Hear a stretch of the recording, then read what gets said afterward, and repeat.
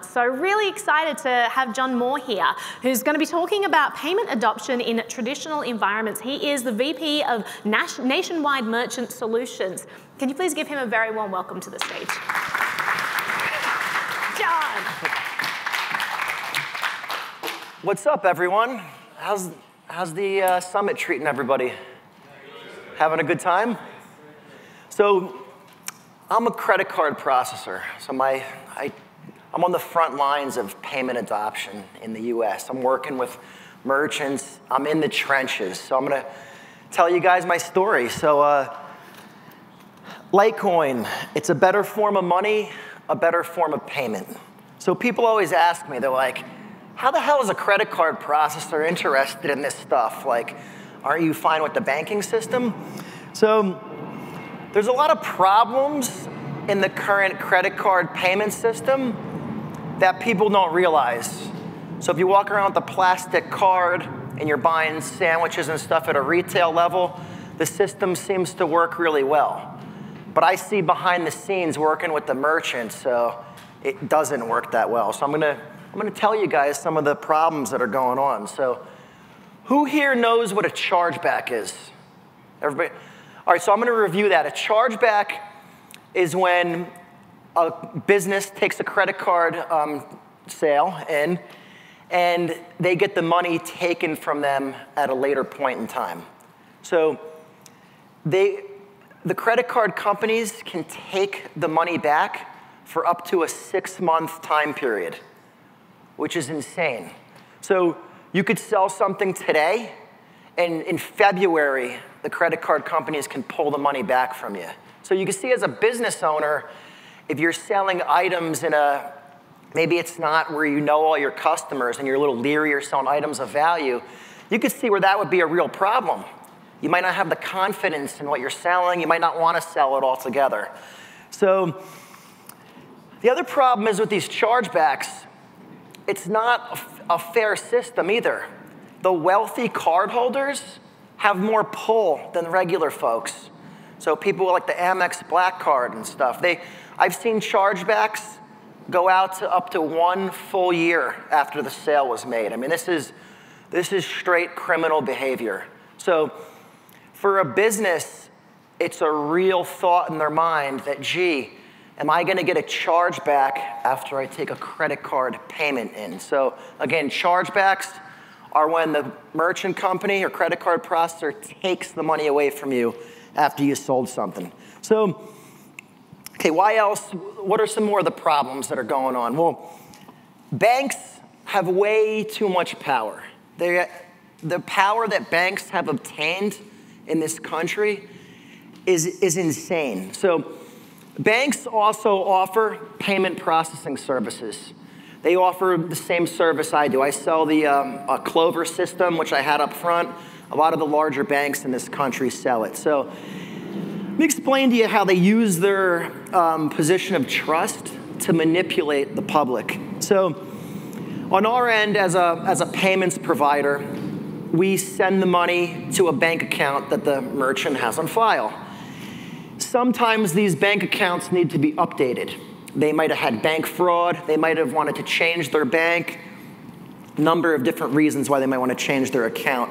When we get that call in as the merchant company, we're like, oh my God, this could go really bad, because the banks don't release to us the information that we need as the merchant company to update the account, because it's coming down from their top management. It says, hey, don't give the merchants this information because they're using it to update their credit card processing account. They then sick their sales reps on these people. They see it as an opportunity to sell. Well, the problem is, you're a small business, you need your bank account updated, and weeks can go by before it's updated. Your money's in limbo because the bank won't give us the information we need as the credit card processor. So this is a huge, huge problem. I've seen businesses close because of this. They just said, John, oh my God, I'm not able to get my money. The bank won't give us the information we need. I'm closing the business down. I'm shutting down operations. So it's a real problem. I always tell people, Do not let the lollipops and coffee fool you that they give you. These people are not our friend, and nothing they do has our best interest at heart. So just remember that. So processors have too much power. Merchant processors, right?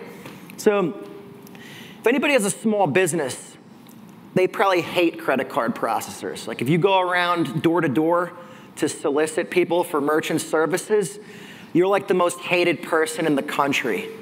The reason being, the small businesses didn't just wake up and say, hey, we really hate merchant processors. They've been kind of like screwed by these guys. So it kind of puts a bad taste on the industry to everybody. So again, this is on the business's end that's accepting payments. So the people walking around with the card don't see this. They just say, hey, I get rewards points back from my credit card. It seems to work well. So let me tell you some of the stuff that merchant processors can do. Does anybody know what a cash reserve is in the merchant processing world?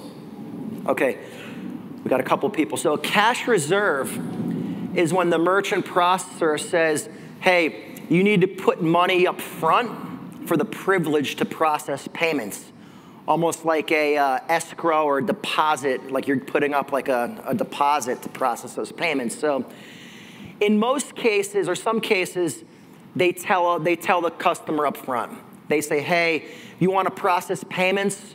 You got to put up $200,000 up front in an escrow account for the privilege of processing credit card payments.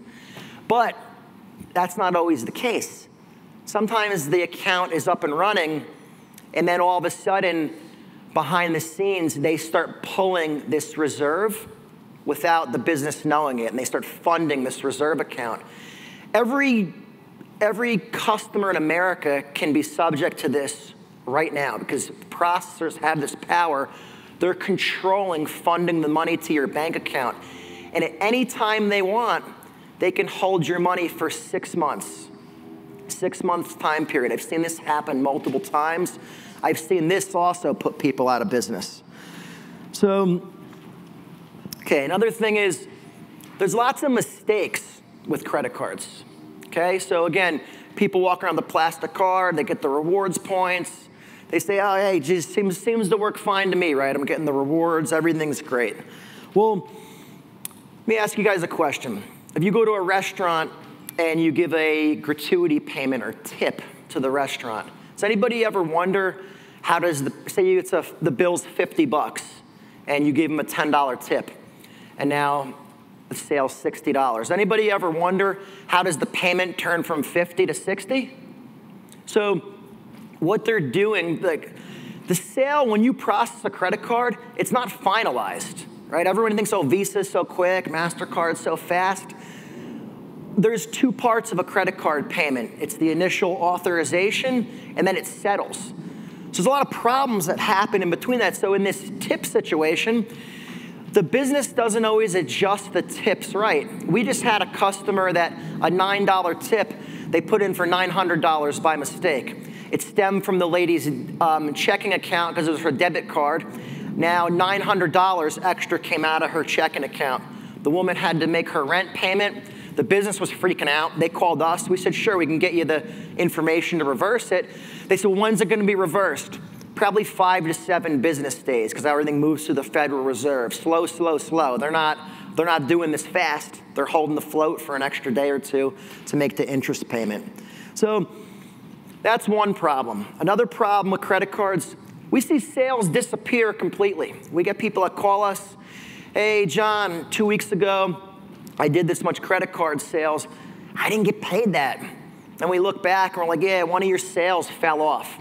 Why did it fall off? I don't know. They just say, hey, it's a glitch, it fell off, this and that. A lot of issues with the chip cards. The chip system is a lousy system. There's so many glitches when these chip cards are processed. So that's one area we see. We see another issue with, there's a lot more like point of sale systems coming out and different types of software programs. So when you're a payment processor, you have to kind of configure things a certain way behind the scenes. We've seen people's point of sale systems and software is configured, mistakes made, and money's going to someone else's bank account and they don't realize it. And that's a real mess to have to fix. So basically all these third parties really can drive you crazy. So on my end, I was in payments. I loved it. When I started out in the credit card processing world, I was always pretty good in sales, and I was like, man, I feel like I'm playing on the New York Yankees. I'm making good money. You work for yourself. It's a residual income. I'm like, this is freaking great, right? I hit the lottery. But the more I got involved with it, the more clients I had, I saw more and more and more problems happening, and every day I was waking up like, oh my God, what is gonna happen today? Who's gonna need their bank account updated and the bank won't give us the information? Who's gonna get a charge back? Who's gonna have this? So it was really I was just shaking my head. I'm like, what do I do, right? Do I do something else? So the day that I saw Litecoin was a day that caught me really on the right day. I had obviously heard of Bitcoin for years, but my friend had lost $5,000 that morning to a credit card fraud. A dear friend of mine, I tried to help him out, get the money back. He got beat on a technicality. Wasn't really mad at me, because obviously I'm not the one that took the money back. I'm just the go-between that set up the software. I'm not the bank that's pulling it back, but still, if you're the one talking to the customer and they're gonna yell at someone, it's gonna be you. You're on the other end of the phone. So a buddy of mine came into my office and he said, John, have you heard of Litecoin? I said, yeah, I'd kind of heard of it, but I didn't really know much about it. Because I want to show you how good this stuff is for payments, because he's also in the payments business with me. And he showed me $1,000 go across country from New York to Cali. And we looked it up on Block Explorer. I literally stood up. I was blown away at how you can see all the detail on the transaction, how fast it went through.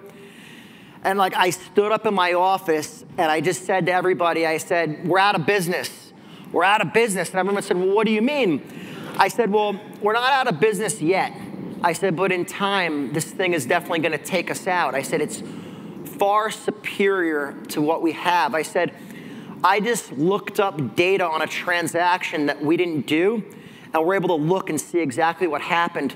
On your own merchant account or your own bank account, it takes hours on the phone with these creeps to get any information, if they give it to you at all.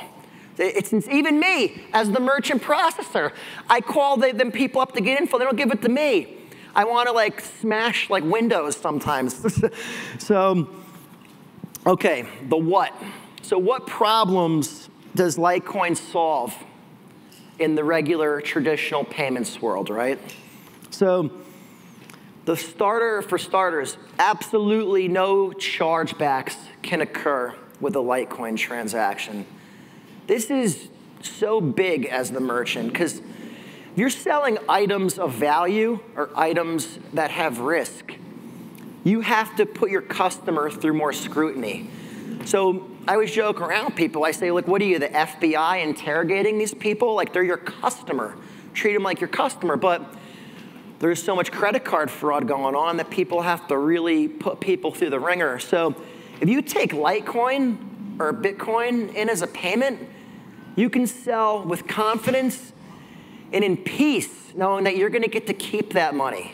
It's finalized once it goes through. So as a payments guy, to be able to offer clients a payment form that has no chargeback, this is such a powerful thing. It's very rewarding to be able to tell people this. So the second biggest thing, the problem that Litecoin solves, is that the bank or merchant processor cannot hold your funds. So again, this is really big because, like I said before about this cash reserve, they hold credit card payments all the time. I mean, we see, I'm not gonna name companies by names, but 30-day hold, 60-day hold, because you went over their limit.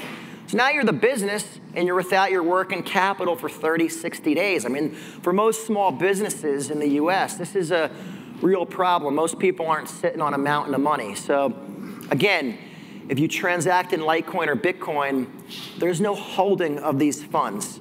So there's 3 options for the people once they get it. They either deposit the money right into their bank account, which for most beginners and new people that aren't into Litecoin and Bitcoin, we just tell them, hey, get the money, move it from A to B, deposit it right in your bank account. It's safe, it's secure. HODL. Most of us probably HODL here, right? We're holding on for dear life. We're ready till this stuff goes to the moon, right? So a lot of people want to HODL. The third option, which I'm trying to push forward, to get a whole big network of everybody that accepts Litecoin and Bitcoin, is just turn around and spend the Litecoin if you're the business. Find a supplier that sells items that you utilize for your business, and then shop with them, support the community. Most of these people are going to give you a better deal anyways. It's like, the crypto fam, Litecoin fam discount, we say. Like this is a strong community, Litecoin. So I guarantee if businesses find other businesses that accept Litecoin, they're going to get a far better deal from them anyways. And then they could also turn around and pay with Litecoin, support the network, support the community. So another reason that Litecoin is a better form of money, better form of payment, and another problem that it solves is that it offers a discrete payment method. A discrete payment method. Now, most people say, well, gee, John, what is that, for buying drugs? What are you trying to do here, right? No. So let me tell you something. I've been married for over 10 years. I'm like the most unromantic man in the world. Like when it comes to the holidays, me and my wife make a deal with each other. We're like, all right, I'm not gonna get you nothing, you don't give me nothing, and then like we'll just get stuff for the kids, right? And that's generally every holiday, birthday. And like the reason being, my wife monitors every bank account, credit card account, we share the accounts. Unless I've been like siphoning money, cash off throughout the whole year, I just don't have the money around the holidays to buy something. So one time I bought her flowers, right? I'm a surprise her, buy her flowers. I came home from work, she goes, who'd you buy flowers for? She's badgering me about it. I said, I bought them for you. She goes, you got ripped off. I don't want the flowers, this and that. So guess what? Petalsonastem.com, they accept cryptocurrency. I bought her these flowers and freaking surprised her. And she's like, how'd you get the flowers? I didn't see the charge. I said, aha, I got you. I paid with crypto. So again, this is gonna save marriages. I mean, literally, I can get gifts now for my wife. Like this is like an amazing, amazing thing. So the fees are also extremely low. So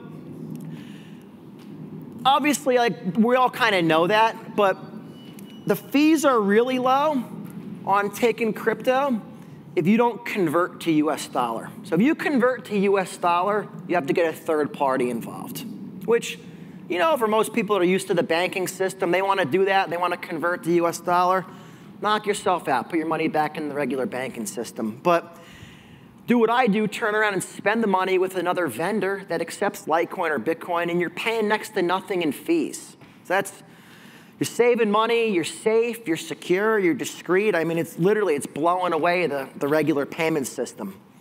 So the who. Who are the best candidates to process Bitcoin and Litecoin payments? So the top prospect or type of business that we try to talk to is an e-commerce business. That's a business that sells items online, all right? Main reason is that this integrates so seamlessly into what they do. We can just put a Litecoin or Bitcoin payment button right into the shopping cart of their website. So it's a very low barrier to entry. These merchants, they don't even need to realize or they don't even need to know how to use cryptocurrency. We set it up so the payments settle into an Abra wallet. And we explain to them this is a new payment method. It's similar to Venmo. We show them the QR code. They, oh, the QR code, I get that. I seen that at Starbucks. I seen that at Dunkin' Donuts, right? And we just tell them, exactly. So, and we explain to them, like Venmo, it's money that's on their platform. So you're dealing with Litecoin or Bitcoin. It's on the Litecoin or Bitcoin platform. And then you take payments that come in. They come into an easy-to-use app, and you hit transfer to bank. And then we show people Abra, and we show people Venmo. And then people go, oh, wow, it seems really easy. I want to accept it. So again, these are for these e-commerce online businesses. Now, the other reason, besides for the fact that it's easy for us to set up, e-commerce online businesses have tons of problems of processing credit card payments. So a lot of these people, I can't even approve them to set up merchant accounts. They need to go through high-risk processors and fund these cash reserve type of accounts. There's an awful lot of fraud that occurs, too, in e-commerce. Why? Well, people don't have to go into the business, so thieves are going to go where they can remain anonymous. And they especially target online items that have value. You're selling watches, you're selling jewelry, you're selling anything online that can be easily resold. Trust me, they're going to have a high rate of credit card fraud. So for these types of merchants, not only is Litecoin or Bitcoin a must right now, this isn't 5 years from now, this is right now. They really need to start accepting this as a form of payment. So who else? High-risk merchants, right? There's a lot of businesses that merchant processors just don't like. They just put like kind of like a black eye on that industry and say, we don't like that industry. We don't want to do business with it, right? Well, you know, on my end, as a payments processor, a friend comes to me and says, hey, Johnny, I want to get a merchant account with you, right? And I'm like, oh, man, your business is too high risk. I'm sorry. They're like, you know, who the hell are you to tell me it's high risk, right? Like, who am I to tell these people their business is high risk? If it's legal in the US, they should be able to process payments. Banks and processors should not say, oh, no, we can't open your merchant account, or you gotta have much tougher rules. So Bitcoin and Litecoin for the high-risk merchant is needed now, today. Like we leave here, we talk to these people about it. This isn't like 5 years from now. This is right now. So another business that's a really great candidate for Litecoin and Bitcoin payment processing, merchants that do large transactions. I think Eric probably talked about this yesterday. Eric's the other processor from Alliant. So he was talking about we call it large ticket merchants in the credit card world. Obviously, if you take a credit card selling for $10,000, $20,000, $30,000, it contains a lot of risk if that person buying it decides to put in a dispute or chargeback. You could potentially lose all that money. The other thing is, too, on large transactions, merchant processors don't really want to fund them. So a lot of times they'll pull the money back and say, we're going to review this. We're going to hold it for 30 days. We want to just evaluate the risk on it. So you're the business. You're excited you got a big sale, and now the money's being held from you. It's not a good situation to be in. On the flip side of things, right?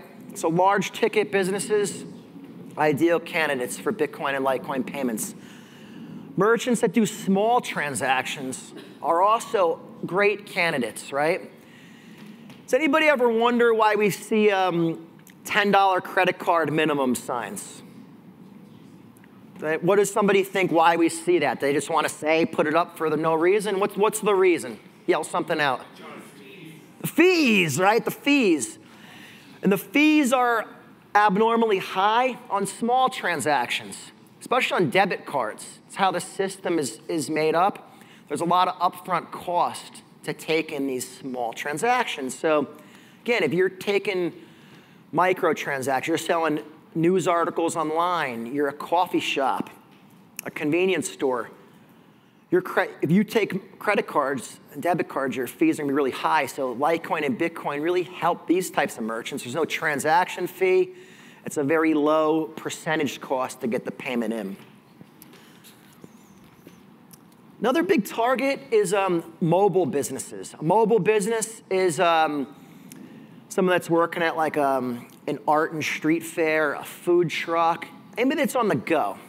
And the reason is that these businesses that are on the go, they don't usually have a fancy like point of sale software system that they're using. A lot of times they're utilizing like their smartphone to take a payment in. They're using more of a beginner type of system. So Square, a lot of times they're swiping through Square. So again, these types of vendors, like the mobile vendors, it's very easy to say, hey, download Loaf Wallet and start taking payments through that. Then you get a credit card, you pull out your phone. If you want to get Litecoin in, you pull out your phone and you do the same thing. Or we'll go a step further. A lot of times what we do, we don't even make the business take out their Loaf Wallet. We generate the QR code out of it, and we post it on a nice sign that's in front of the merchant. And it's say, yeah, pay, point, scan, and pay to that QR code right there. And then it's tied to the owner's digital wallet in their pocket, and they just pull out their phone and say, yep, validate the payment, it's made, awesome, here's your stuff. Okay, donations. I mean, this is like, anybody that's a charity or organization like this that wants donations in needs to start accepting Bitcoin and Litecoin right now, like when we leave here, because it's so easy to send money.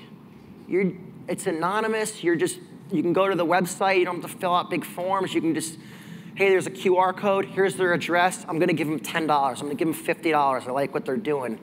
It's just so easy to take payment in. You can post the QR code anywhere. So think about with Visa, MasterCard, right, and credit cards. You can't just send money to somebody via a credit card. They have to initiate the payment on their end. You can't say, hey, I like what you're doing, great. Let me give you $50. There's no, unless they go up and kind of send you an invoice or process it through their equipment, you can't do it, right? Bitcoin and Litecoin, hey, I like what they're doing. Send them the $50 and you can walk away, right? Another huge, huge thing that we're really going to start pushing this hashtag on social media and stuff. It's called Tip with Litecoin, right? This is huge because a lot of people don't realize that, and we get this call as a merchant company once a week. Somebody calls in us, they say, hey, John, I never knew I'm getting taxed and I'm paying the fees when I get tips that come in. I say, yeah, sure, it's part of the credit card sale. What do you think, the credit card company is going to be nice and say, we're not giving you the fees on the tips. They charge you the fees on the whole thing. And you're also subject to the fraud. So you can pay out a tip payment to an employee, and then you could lose the money from a later point in time from credit card fraud. So tip with Litecoin is going to be huge, right? Think of a delivery driver comes to your house, and he has a QR code on the pizza box, on something that he brings the bill in normally. You can easily just scan money to that QR code and give him a peer-to-peer tip. So we're seeing a lot of this happen with Venmo right now. And when we show the public, hey, Litecoin operates similar to Venmo, they're just looking at the QR code. There's, oh yeah, the QR code, cool. It looks the same to the naked eye. So tip with Litecoin is going to be huge. So the why. Why should we all help promote Litecoin as a superior payment option? Should we do it just because we own the coin? Should we do it just because we want the price to moon? No. This is a social responsibility for us, right? The public has moved so far away from reality with how much they're able to get pushed around now by banks and financial institutions, that by us telling them there's a better way to transact, it's going to help get the message out there. Am I done yet or no? Yeah, out of time. Sorry. I'll give you another 30 seconds. Okay, so basically anybody can start offering Litecoin payments immediately. You don't need to be licensed to do this. There's no special class I took to do this. You can get my information before I leave. I pay commissions in Litecoin. So you can refer people to me for payments, and I'll pay you guys commission in Litecoin. There's gateways that you can use where you can send out a referral link. So we can all get involved in this payment industry. So again, this is an awesome thing. It's a social responsibility for us. And Litecoin, it's a better form of money, better form of payment. And that's all I got for you guys. So.